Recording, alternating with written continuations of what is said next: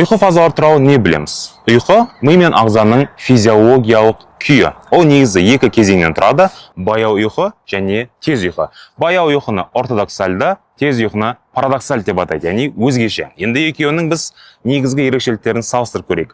Баяу ұйқы кезінде жалпы ағза енжар болады, яғни жүректің соғысы төмендейді, тыныс алу жиілігі сирейді, қан қысымы төмендейді және дене температурасы төмен болып, ағза енжар күйде бұлшықеттері жиырмайды екен. Ал тез ұйқы кезінде бұл барлығы керісінше болады. Ол баяу ұйқыға қарағанда өте аз жүреді, яғни мөлшері уақыт жағынан аз, бірақтан да ол кезде ағза белсенді болады. Жүректің соғысы жиілейді, тыныс алу жиілейді, қан қысымы көтеріледі, дене температурасы көтеріледі және де ағза қимылдай бастайды, яғни бұлшықеттер белсенді түрде жиырылады. Дәл осы тез ұйқы кезінде адам түс көреді.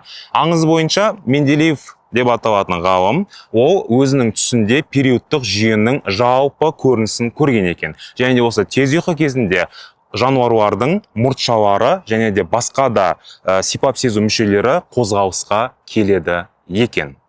Жалпы сенімен бірге болған глюкоз биохимия мектебі осындай қажетті керекті ақпараттар естігің келсе, каналға тіркеліп қой.